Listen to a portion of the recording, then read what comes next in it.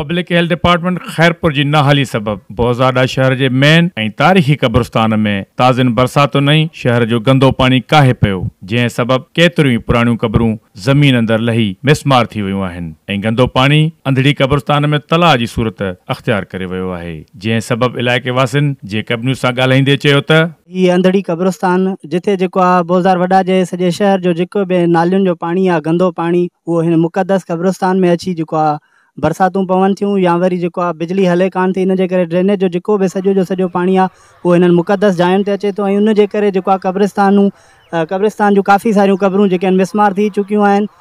इन में जेको असांजा बि माना वॾड़ा आहिनि ऐं शहर जे ॿियनि बिरादरियुनि जा बि आहिनि, पर अफ़सोस सां थो चवणो पए त असां काफ़ी मरतबा जेको आहे हिते एहतिजाज रिकॉर्ड कराया आहिनि, पर उन हूंदे बि अञा ताईं को बि अमल दरामद न थियो आहे ऐं जेको आहे सदाईं इहो ईअं ई पाणी बीहंदो रहे थो। रस्तो उन खां पोइ क़ब्रिस्तान सभु जो सॼो माना पाणी हेठि अची थो वञे, बिजली त बिजली कान थी हले, ड्रेनेज सिस्टम सॼो ख़राबु लॻो पियो आहे ऐं 3 ॾींहं गुज़रण जे बावजूदि हितां को SDO हुयो उहो जेको आहे माना बदिली थी वियो आहे, अञा ताईं को नओं SDO बि मुक़ररु न आहे थियो ऐं जेको आहे ख़ुदारा जेको आहे असां वसवारनि खे इहा अपील था कयूं त जल्द अज़ जल्द जेको आहे हिन ड्रेनेज सिस्टम खे जेको आहे सुठे नमूने सां सेटअप कयो वञे ताकी जीअं जेको आहे वधीक जेके क़ब्रिस्ताननि जी जेका आहे बेहुरमती आहे उहा न थिए। हीअ अंधड़ी मुक़ाम क़ब्रिस्तान आहे जंहिंमें पाणी 3-4 ॾींहं आहे मुसलसल बीठो आहे, इलाही तुरबतूं मिसमार थी वियूं आहिनि।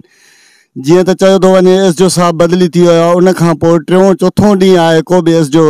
हाज़ुर न थियो आहे ऐं हितां जी अहिड़ी हालति आहे सॼे शहर जो पाणी तक़रीबन 5-6 हज़ार घरनि जिन जो पाणी हेॾे अंधड़ी मुक़ाम क़ब्रिस्तान में जेका निकर थियो वियो आहे। बिजली जो बोरान आहे, बिजली कलाक 2 कलाक वधि में वधि हले थी, उहो 2 कलाकनि में सॼे शहर जो पाणी किथां निकाल थी सघे थो। जेको बि आहे पाणी जेको बि सिस्टम जो जेको 2-3 मिंट हले थो त हले थो, जो न त पोइ वरी इहो क़ब्रिस्तान ॾे जेके पाणी आहे गंदो पाणी क़ब्रिस्तान में वञे थो। तक़रीबन 2-2.5 हज़ार खां मथे क़बरूं जेके मिसमार थी वियूं आहिनि। खुदारा पंहिंजे जेके आहिनि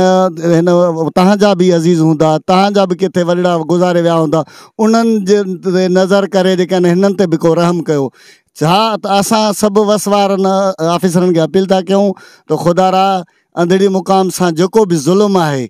उनजो तदारत कयो वञे। असांजे क़ब्रिस्तान में पाणी हले पियो आहे ऐं ऑपरेटर पब्लिक हेल्थ जो जेको आहे उहो चई रहियो आहे असांखे त माना त बाबा मूंखे तेल नथो मिले, मां छा कयां, मुंहिंजी मजबूरी आहे, मूंखे मथां ऑफिसर बदिली थी विया आहिनि, SDM बदिली आहे, इन लाइ आला अख़्तियारनि खां घुर था कयूं त इन नोटिस वठी ऐं असांखे पाणीअ निकालीअ लाइ ॾिनो वञे कढाए। मां पंप ऑपरेटर आहियां हिते ड्रेनेज बोज़ार वॾा ते, जंहिंजे करे शहरी आया आहिनि मूंखां पुछण त बाबा छाजे करे हीउ जेको आहे सो पाणी मुक़ाम में थो वञे अंधड़ी मुक़ाम में, त मां उन्हनि खे इहो ई चयो आहे त 3 ॾींहंनि खां जेको आहे सो SDO साहब असांजो जेको आहे बदिली थी वियो आहे हितां, जीअं त तेल बंदि आहे उन जी वजह सां हीउ पाणी जेको आहे मुक़ाम में वञी थो रहे,